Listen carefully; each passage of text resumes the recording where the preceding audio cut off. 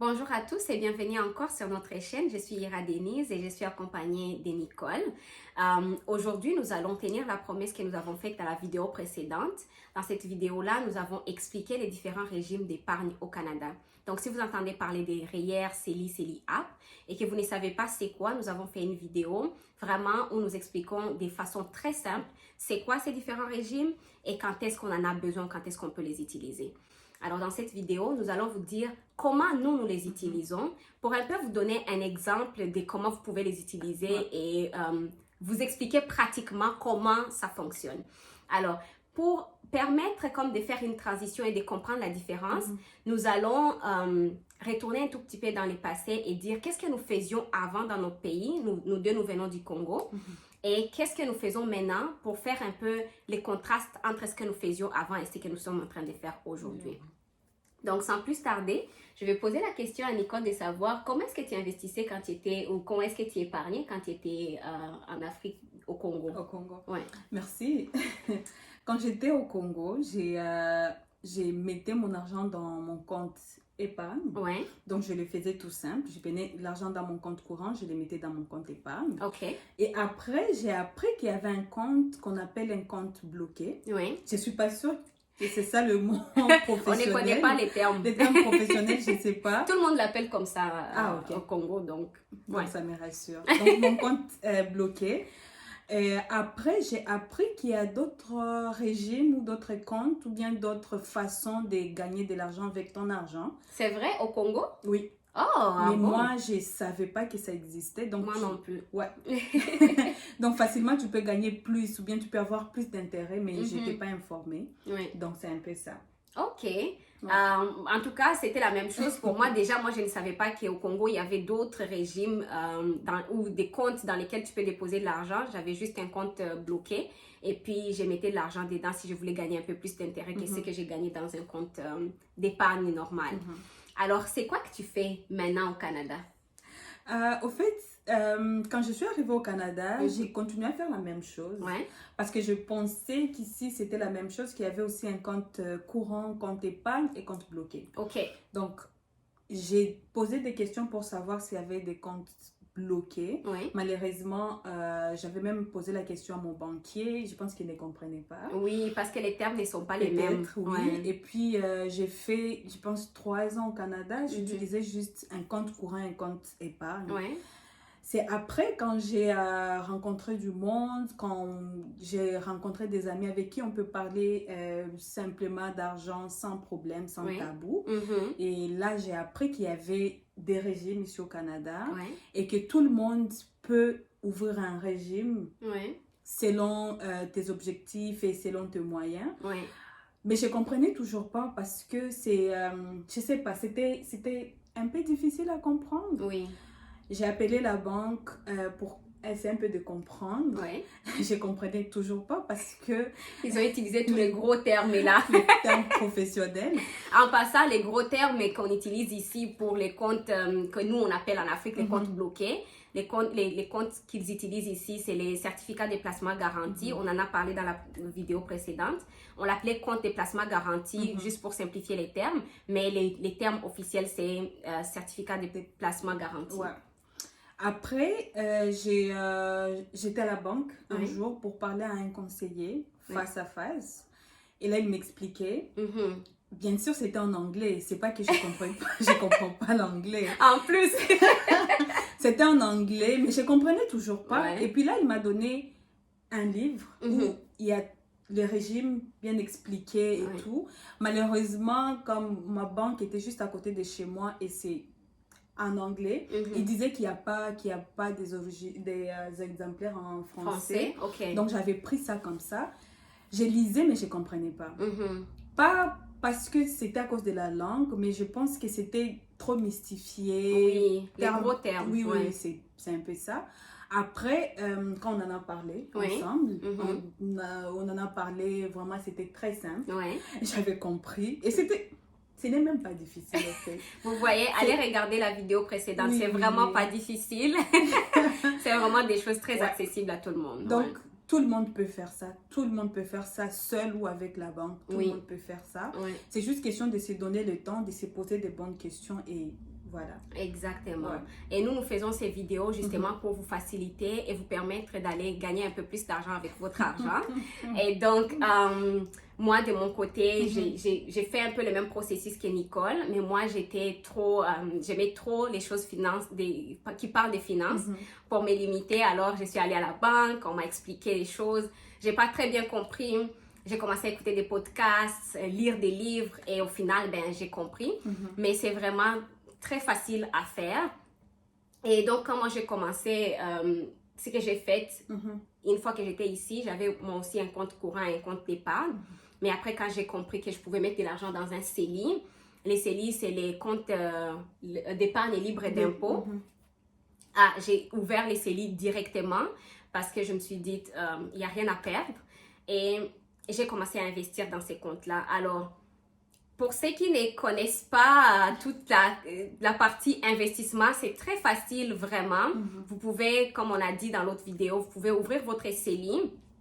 Dans ces comptes-là, vous allez payer les impôts cette année sur l'argent que vous avez déposé. Vous allez payer l'impôt cette année. Et puis, tous les bénéfices et les intérêts que vous allez faire dans le futur, vous n'allez jamais rien payer. Vous n'allez pas payer des impôts sur les intérêts et les capitales. Oui, c'est vrai parce que tu vois, avant d'ouvrir mon CELI, je mettais mon argent dans mon compte épargne et j'ai gagné, je ne sais pas, c'était 1%, tu vois. Okay. Mais j'ai payé encore l'impôt. Oui, sur les intérêts. Sur les intérêts. Exactement. Je ne gagne rien, mais je paye quand même l'impôt sur les peu d'intérêts que tu as fait. Ouais. Exactement. Mais si tu mets le même montant que tu as mis, on va dire, tu mets $1000 dans ton compte CELI, dans ce cas-là, tu ne vas pas payer l'impôt sur les intérêts. Si tu gagnes les $1, là, tu ne vas pas payer. C'est mon argent. Exactement. Et ça fait, c'est pour ça qu'en fait, au final, ces régimes-là sont très utiles parce que ça te facilite et puis ça te permet d'économiser et de fructifier un peu ton argent à l'abri des impôts. Et une autre chose, c'est que moi, quand j'ai ouvert mon CELI, je pensais qu'il fallait juste ouvrir un CELI. Oui. Mais j'ai compris, si tu ouvres un CELI sans acheter des actions, ou bien faire des placements, comme on appelle ici, c'est des termes techniques. C'est comme si tu prenais ton argent, tu mettais ça chez toi.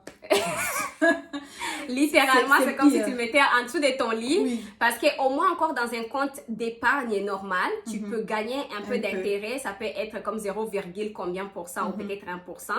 Mais si tu ouvres un CELI et que tu n'investis pas à l'intérieur de ton CELI, c'est comme si tu as juste déposé de l'argent quelque part, il n'y a pas d'intérêt. Donc, quand vous ouvrez votre CELI, vous devez investir à l'intérieur des CELI. Donc, vous pouvez appeler votre banque et leur dire « Allô, moi, je veux ouvrir mon CELI et je voudrais que vous puissiez m'aider à investir à l'intérieur de ces CELI-là. » Les conseillers financiers vont vous faire passer comme un petit test pour savoir c'est quoi votre aversion au risque, à quel point est-ce que vous pouvez supporter que les marchés montent et descendent. Et après, ils vont investir en fonction de votre profil de risque. Ils peuvent le faire pour vous. Il y a aussi plein d'autres applications qui peuvent vous aider à les faire si vous voulez les faire tout seul. Mais c'est vraiment facile à faire et puis très, très accessible. Ouais. Tu l'as déjà essayé, n'est-ce pas? Oui. Ok, explique-nous, qu'est-ce que tu as fait? En fait, j'ai ouvert mon CELI, j'ai acheté un CPG. Oui. Et j'ai trouvé qu'il y a vraiment une différence. Oui. Pourquoi? Parce que, supposons que je mets $1000. Oui. Si je mets $1000, ça dépend des taux d'intérêt du jour. Oui. Si je mets $1000 et je signe pour un contrat d'1 an. Ok.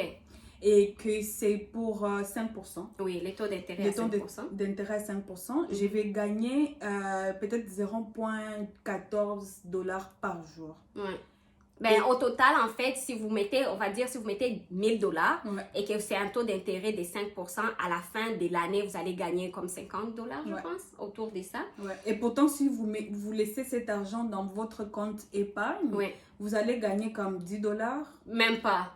Des fois, c'est moins. Parce que si vous gagnez $10, ça veut dire que vous êtes à 1%. Hein.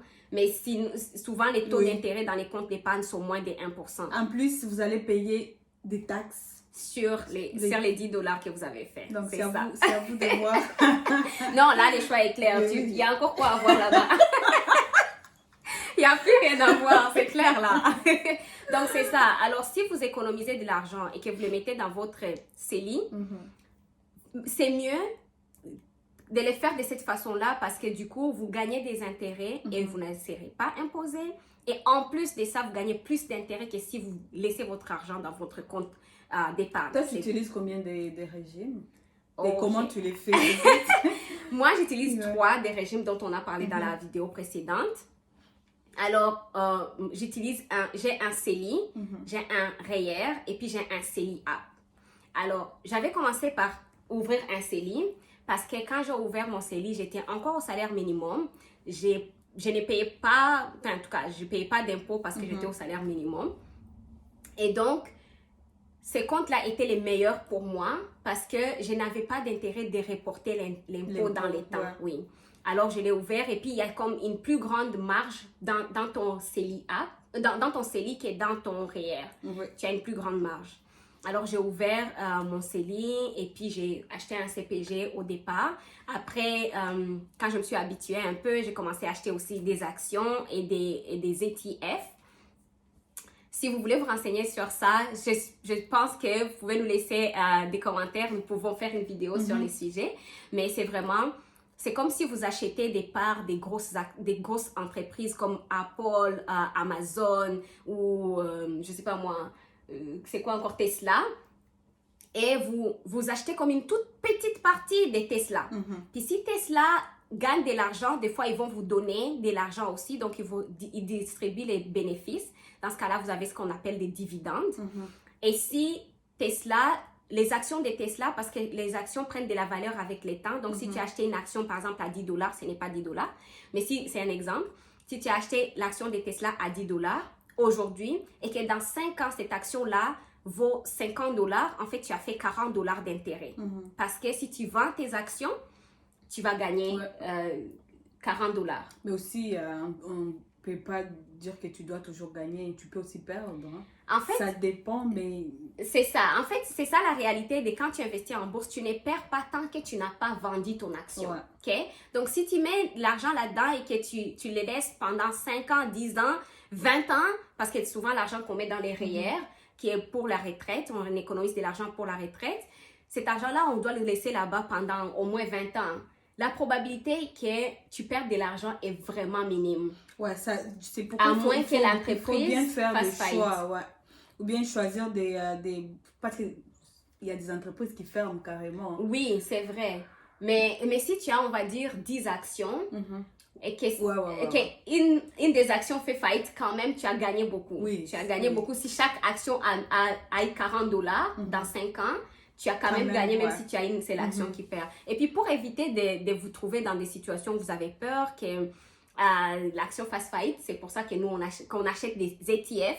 Ce sont des fonds dans lesquels, c'est comme des paniers dans lesquels il y a plusieurs actions de plusieurs entreprises. C'est choisi par des gens, des experts.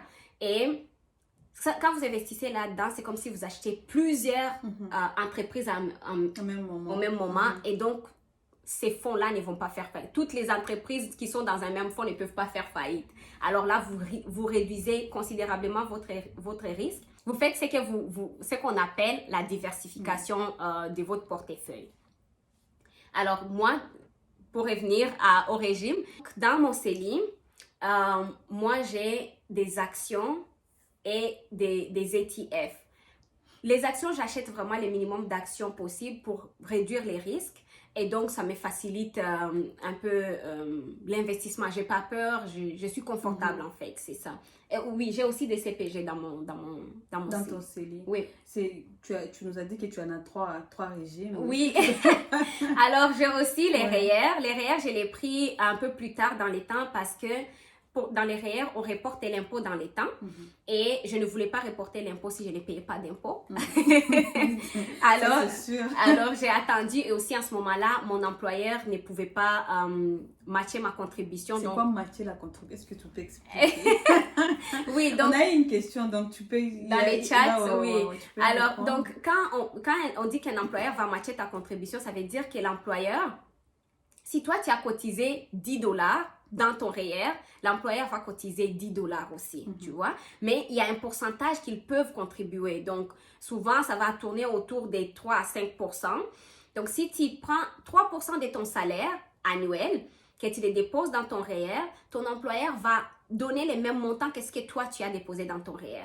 C'est pour t'encourager à économiser pour ta retraite. Alors, quand j'ai eu un employeur, justement, qui matchait ma contribution, j'ai ouvert mon REER parce que je me suis dit, il y a maintenant intérêt pour moi à les faire. Même si je serais au salaire minimum, si mon employeur matche ma contribution, c'est quand même, ça vaut la peine de les faire. Et dans ces comptes-là, je laisse les autres, la compagnie qui gère les régimes, investir pour moi. Donc, je sais ce qu'il y a dedans, mais je n'ai pas de contrôle sur ces comptes-là. Je peux choisir d'avoir les contrôles, mais je préfère les laisser gérer ça. Alors, à part ces deux-là, j'ai aussi les CELI App. Dans les CELI App, c'est un compte dans lequel tu économises de l'argent pour acheter une première maison. Et je mets vraiment des très petites sommes dans ces comptes-là. Mais je les mets et puis j'achète des actions et des obligations dedans parce que c'est de l'argent que je pourrais utiliser comme dans 15 ans ou dans 5 ans. Donc, c'est vraiment à long terme. Je n'ai pas peur de prendre des risques dans ces comptes-là parce que je me dis, ce n'est pas de l'argent dont je vais avoir besoin maintenant ou demain matin. Et comme on l'a dit dans la vidéo précédente, dans CELI App, tu ne payes pas d'impôts aujourd'hui et même... Dans les futurs, tu ne vas pas les payer, c'est ça. Par contre, si tu n'achètes pas ta première maison, il faut les renvoyer dans les REER et donc tu vas payer les impôts dans le futur. C'est des petites choses comme ça qu'il faut garder. Le gouvernement ne blague pas. Hein? Ah oui, ils sont en train de nous regarder. Donc, c'est ça. Mais est-ce que toi, tu as commencé... C'est quoi les autres régimes que tu utilises ou parmi tous les régimes pour le moment, j'ai seulement CELI. OK. Pour REER, j'ai quand même du mal parce que je me dis à quoi bon. Mais maintenant, tu as un employeur qui match ta contribution. J'ai un employeur qui match ma contribution. C'est là, je vais le faire. Donc, cette année, je vais ouvrir un REER. Oui. Juste pour ça. Sinon... Comme tu as peur des dettes, tu veux pas. Ben oui, non, je veux pas. Je veux pas parce que à quoi bon venir à payer des impôts plus tard, même si ça sera... Pas beaucoup, mais pour moi, c'est vraiment un taux inférieur. Et tu sais, quand on te donne, quand tu as l'opportunité... Vaut mieux prendre mon argent, investir dans des choses qui vont m'apporter beaucoup. Oui. Que de garder ça dans les REER, attendre 20 ans, 30 ans. Oui. Mais aussi, si tu économises dans ton REER, tu économises pour ta retraite. Donc, il faudrait que l'argent que tu es en train d'économiser ailleurs, tu ne puisses pas y toucher. Mais c'est ça. Donc, je peux mettre mon argent dans CELI et dans ma tête, ça peut m'aider aussi pour la retraite, tu vois. Oui. Ben, c'est ça. Ben, c'est vrai qu'il y a des gens qui les font comme ça. Et beaucoup des gens, honnêtement, ils économisent et mettent de l'argent d'abord dans leur CELI. Et quand ils ont atteint leur limite de contribution dans les CELI, c'est là qu'ils commencent à mettre de l'argent dans les REER. Mais pour moi, vraiment, si ton employeur va donner une partie de ta contribution, même s'il ne matche pas, il te donne juste même $10, $20, ça vaut la peine de les faire parce que c'est de l'argent que tu gagnes facilement. Ouais. Alors, à part ces comptes-là, à part ces 3 comptes, nous avons pensé vous parler d'un outil que nous utilisons, en tout cas moi que j'utilise, ça s'appelle Wealthsimple. Et c'est un outil qui me permet... Okay. J'utilise depuis... Oh, c'est vrai! Mais c'est vrai! Mais oh, wow! Vous voyez, Nicole est en train de faire des progrès. Elle a ouvert son Wealthsimple. Depuis 2 ou 3 jours. Mais c'est bien déjà. Donc, Wealthsimple, c'est comme un... Je vais dire dans les termes vraiment faciles pour que tout le monde comprenne. C'est comme un marché où on vend les actions, où on vend les parts des entreprises, des entreprises, oui. Des grosses entreprises comme les Apple, Tu deviens aussi associé, mais... Exactement, tu deviens associé des Apple. Ça sonne facile. Donc, moi, j'utilise Wealthsimple pour investir dans mes comptes. Donc, j'ai un CELI avec Wealthsimple et puis j'ai un CELI avec ma banque. Pour les CPG, j'achète les CPG à ma banque dans mon CELI. Vous avez le droit d'avoir autant de comptes et CELI que vous voulez, à condition que vous ne puissiez pas dépasser votre limite de contribution. Alors, moi, j'ai 2 CELI. J'ai un CELI avec ma banque et puis j'ai un autre CELI avec le compte, au marché Wealthsimple, comme on va l'appeler. On les appelle ici des brokers. Et c'est une plateforme où tu peux aller acheter des actions et vendre des actions. Alors, j'ai mon deuxième CELI là, sur cette plateforme où je vais faire des achats et des ventes des actions que j'ai dans mon CELI. Et j'ai aussi un REER avec Wealthsimple j'ai mon CELI app aussi avec Wealthsimple. Mon compte, mes fonds de sécurité dont j'avais parlé dans une vidéo précédente, je les mets aussi dans Wealthsimple parce qu'ils ont un compte cash qui offre 4% des taux d'intérêt. 4% c'est beaucoup pour un compte cash. Alors j'en profite, comme c'est de l'argent que je sais que je pourrais en avoir besoin à n'importe quel moment et que je voudrais quand même gagner un peu plus d'argent avec cet argent-là. Alors je les dépose dans un compte, dans les comptes cash. C'est comme un compte courant. Justement, j'ai ouvert Wealthsimple pour ça. Donc, je vais commencer par ça, genre. Oui, et puis tu vas voir une grosse différence. Oui, mon fonds d'urgence, au lieu de mettre ça dans mon compte d'épargne, comme c'est que je faisais, je vais commencer à mettre ça dans Wealthsimple. En plus, comme c'est des cash, si j'ai une urgence... Tu peux le récupérer à n'importe quel moment. Ils ont même une carte que tu peux demander. Moi, j'ai jamais eu besoin de la demander, mais vous pouvez aussi prendre une carte avec Wealthsimple. Wealthsimple offre vraiment plusieurs avantages et puis c'est facile à utiliser pour ceux qui veulent apprendre à investir, pour ceux qui veulent gérer leur CELI, les REER tout seul. C'est vraiment une plateforme très très facile. Nous allons vous mettre un lien. Ils ont même un service à la clientèle. Donc oui, un très bon service à la clientèle. Oui, ils ont un service à la clientèle où vous pouvez parler à quelqu'un au téléphone et puis ils ont aussi un chat box. Où vous pouvez parler à un robot, poser toutes les questions que vous voulez, ils vont répondre. Donc, pour accéder, pour ouvrir votre compte, vous allez avoir besoin de fournir vos informations personnelles. Numéro d'assurance sociale. Exactement. Et puis, dire c'est quoi votre statut parce qu'il y a des comptes que vous ne pouvez pas ouvrir si vous n'êtes pas encore résident permanent ou canadien. Donc, ils vont avoir besoin de vos informations. Mais après ça, c'est facile. Il y a Wealthsimple Invest dans lesquels ils font un peu comme ce que la banque font. Vous allez envoyer votre argent dans ces comptes-là. Wealthsimple va investir pour vous. Ces comptes-là, c'est vraiment très facile. Si vous voulez commencer à investir et que vous ne savez pas par où commencer, c'est les comptes idéaux pour tout le monde. Vous l'ouvrez. Une fois que vous l'avez ouvert, vous dites vos objectifs. Qu'est-ce que vous voulez faire avec votre investissement? À quel niveau est-ce que vous avez... Ils vont vous faire passer un petit test pour savoir à quel point est-ce que vous supportez les risques. Et après, ils vont investir pour vous. Vous allez juste voir des chiffres monter, descendre, et puis c'est tout. Et quand vous voulez le fermer ou retirer votre argent, vous pouvez les appeler ou faire des... Quand ça descend. Quand ça descend, ça fait peur, mais il n'y a pas de raison d'avoir peur parce que moi, je peux vous dire, ça descend et puis ça remonte. Tout le temps, ça descend et puis ça remonte. Et puis quand ça descend, c'est vraiment le moment idéal où il faut acheter. Si vous avez des actions à acheter, il faut acheter parce que c'est comme si vous achetez comme votre montre au rabais. La montre coûtait 20 $, maintenant elle coûte 16 $, c'est le moment de l'acheter. C'est la même chose avec les actions. Donc, si vous voyez que ça descendait et que vous avez un peu d'argent que vous avez prévu d'investir, c'est exactement le moment d'investir. Je sais par contre que c'est très difficile à faire. Quand on voit que c'est rouge, on a peur, on s'est dit « Ah non, je vais pas mettre mon argent là-dedans, je ne sais pas si ça va remonter. » Mais après les quelques années d'expérience que j'ai, ça remonte. Ouais, moi, je conseillerais aux gens de ne pas prendre beaucoup de risques. Mais chaque personne a son aversion au risque.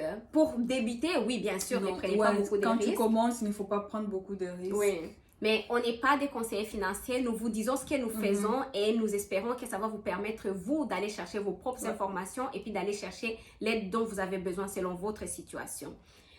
Nicole, est-ce que tu as d'autres choses à ajouter ou est-ce qu'on a fait les tours? Ce que je peux rajouter, c'est qu'il faut vraiment faire attention à ne pas dépasser les limites parce que chacun a ses limites. Et pour voir ses limites, il faut aller dans votre compte de l'Agence Revenu Canada.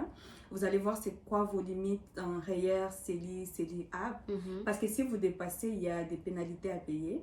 Et les pénalités, c'est 1% des surplus. Donc, supposons votre limite cette année c'est 20 000 et que vous cotisez 25 000. Donc, vous avez 5 000 des surplus. Vous allez devoir payer 1% des 5 000 par mois. Et c'est beaucoup d'argent. Oui, et puis ça, c'est comme la limite... C'est la pénalité en ce moment. Ça peut changer. L'Agence des revenus du Canada peut décider de mettre une autre... pénalité. Donc, au moment où vous regardez cette vidéo, vous pouvez juste vérifier. C'est très facile. Vous faites une petite recherche Google et vous allez savoir c'est quoi la pénalité quand vous dépassez votre limite. Moi, de mon côté, je veux vous dire, n'hésitez surtout pas à vous lancer. Lancez-vous. C'est facile. c'est vrai que ça va être comme un peu compliqué au début. N'hésitez pas à poser aussi vos questions dans les commentaires si vous en avez, mais n'ayez vraiment pas peur de commencer. Aussi, ne vous dites pas que quand vous gardez votre argent à la banque, vous ne courez aucun risque parce qu'il y a ce qu'on appelle les taux d'inflation. Donc, l'argent perd la valeur chaque année et ça, c'est inévitable. Donc, si vous mettez votre argent à la banque dans un compte épargne et que vous dites, OK, j'évite de perdre mon argent, en réalité, vous êtes en train de perdre de l'argent parce que avec les taux d'inflation, chaque année, vous perdez un pourcentage. Généralement, ça tourne autour des 3% minimum, on va dire. C'est beaucoup d'argent. Et c'est beaucoup. Donc, investissez, prenez la peine d'aller vous renseigner, d'appeler votre banque. Il y a plein d'outils, il y a plein de ressources qui sont là pour vous aider. Donc, n'hésitez pas à aller les utiliser et n'ayez pas peur de vous lancer. Moi, c'est tout ce que j'ai besoin de vous dire. Et nous avons hâte de voir des commentaires, des changements qui se sont passés si vous avez essayé. Dites-nous c'est quoi les résultats, comment vous avez trouvé ça. Est-ce que c'était difficile? Est-ce que vous avez reçu l'aide dont vous aviez besoin? Et nous, on est là pour vous aider. Donc, si vous voulez qu'on fasse une vidéo sur un sujet en particulier, nous allons travailler dessus.